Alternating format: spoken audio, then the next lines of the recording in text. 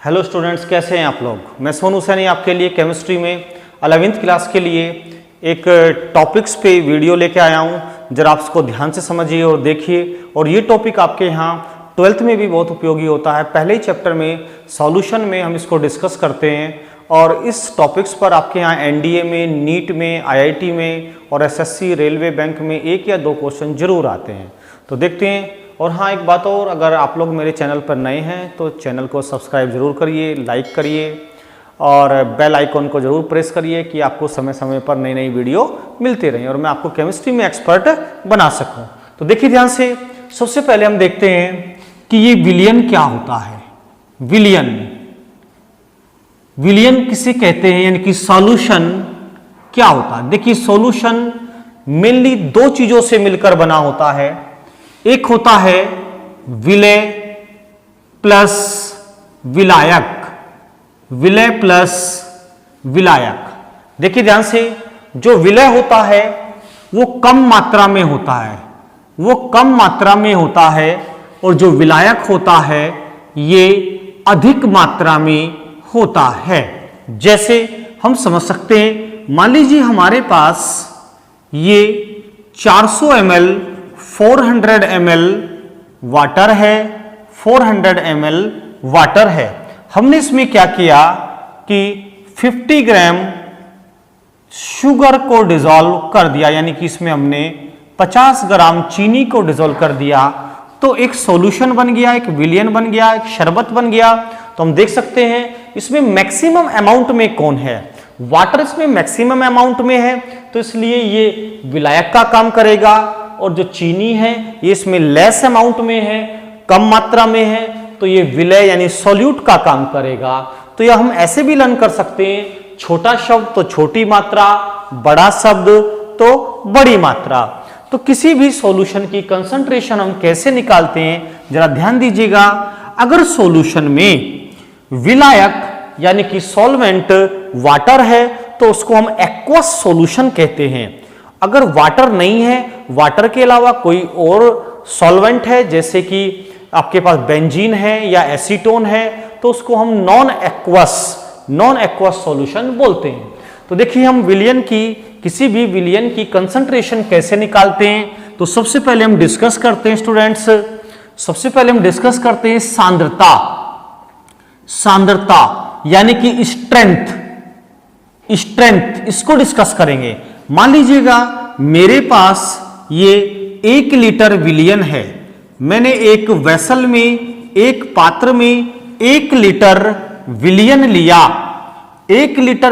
लिया, और इसमें किसी सब्सटेंस यानी पदार्थ के मैंने x ग्राम डिसॉल्व कर दिए। x ग्राम, 2 ग्राम, 4 ग्राम, 5 ग्राम डिसॉल्व कर दिए। तो मैं कह सकता हूं, देखिए डेफिनेशन समझिए, विलयन के 1 लीटर आयतन में उपस्थित पदार्थ के ग्रामों की संख्या विलयन की सांद्रता कहलाती है। दोबारा फिर सुनिए, विलयन के 1 लीटर आयतन में उपस्थित पदार्थ के ग्रामों की संख्या विलयन की सांद्रता कहलाती है। तो फार्मूला देखेंगे हम लोग, तो फार्मूला लिख सकते हैं, सांद्रता बराबर पदार्थ के ग्रामों की संख्या अपॉन आयतन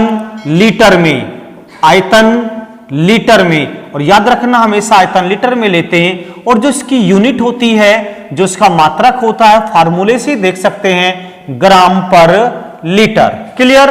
तो देखिए ध्यान से, नेक्स्ट टॉपिक हम डिस्कस करते हैं, सांद्रता के बाद हम डिस्कस करते हैं मोलरता यानी कि मोलेरिटी। देखिए, इसमें पहला शब्द मोल आया है, ध्यान से समझिए, मोल आया है इसमें पहला वर्ड। अब हम क्या लेते हैं कि पदार्थ के ग्रामों की संख्या की जगह हम मोल ले लेते हैं, मोल। तो डेफिनेशन सुनिए, विलयन के 1 लीटर आयतन में उपस्थित पदार्थ के मोलों की संख्या विलयन की मोलरता कहलाती है। दोबारा फिर समझिए, विलयन के 1 लीटर आयतन में उपस्थित पदार्थ के मोलों की संख्या मोलरता कहलाती है। तो मोलरता बराबर, हम फार्मूला लिख सकते हैं, मोलरता बराबर पदार्थ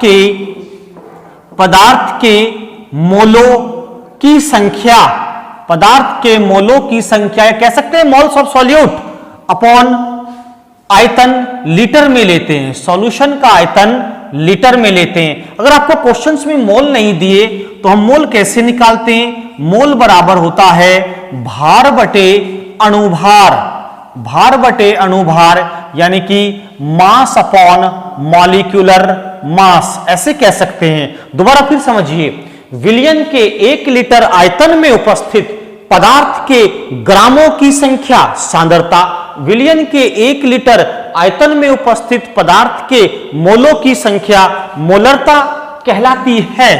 क्लियर? तो देखिए तीसरी डेफिनेशन, तीसरी टर्म्स होती है नॉर्मलता। अब ये नॉर्मलता, नॉर्मेलिटी, नॉर्मेलिटी देखिए क्या होती है, सारे की सारी डेफिनेशंस इसी बॉक्स में से निकल के आएंगी, सारे न्यूमेरिकल्स इसमें से निकाल दूंगा। देखिए ध्यान से, नॉर्मलता में क्या है? विलयन के 1 लीटर आयतन में उपस्थित पदार्थ के ग्राम तुल्यांकों की संख्या, पदार्थ के ग्राम तुल्यांकों की संख्या, सांद्रता में ग्राम लिया, यहां पे मैंने एक वर्ड बढ़ा दिया ग्राम तुल्यांक, सिर्फ एक वर्ड इंक्रीज किया। तो देखिए डेफिनेशन, विलयन के 1 लीटर आयतन में उपस्थित पदार्थ के ग्राम तुल्यांकों की संख्या विलयन की नॉर्मलता कहलाती है। देखिए स्टूडेंट्स, इसको लाइक करते रहिए, तभी तो आपको आगे नई वीडियो मिलेंगी। फॉर्मूला देखिए, नॉर्मलता बराबर पदार्थ के ग्राम तुल्यांकों की संख्या, पदार्थ के ग्राम तुल्यांकों की संख्या अपॉन आयतन लीटर में, आयतन लीटर में। अगर आपको क्वेश्चंस में ग्राम तुल्यांक नहीं दिए, ये ग्राम तुल्यांक क्या होता है इसको ध्यान से समझिए। देखिए ध्यान से, ग्राम तुल्यांक कैसे निकालते हैं? ग्राम तुल्यांक निकालते हैं भार अपॉन तुल्यांकी भार, इक्विवेलेंट वेट बोलते हैं। तुल्यांकी भार निकालना मैं आपको नेक्स्ट लेक्चर में सिखाऊंगा, वेट अपॉन इक्विवेलेंट वेट। तो देखिए ध्यान से बच्चों, हम नॉर्मलता को डिनोट करते हैं एन से, कैपिटल एन से। पदार्थ के ग्राम तुल्यांक W अपॉन ई और आयतन V। तो फॉर्मूला आया W इक्वल टू NeV। तो इससे आप डायरेक्ट क्वेश्चन निकाल सकते हो, where V is in litre. याद रखना, वॉल्यूम हमेशा हम लीटर में ही लेंगे। देखिए नेक्स्ट डेफिनेशन देखिए आप लोग, नंबर 4। इसके बाद आती है मोललता, यानी कि मोलेलिटी, मोललता।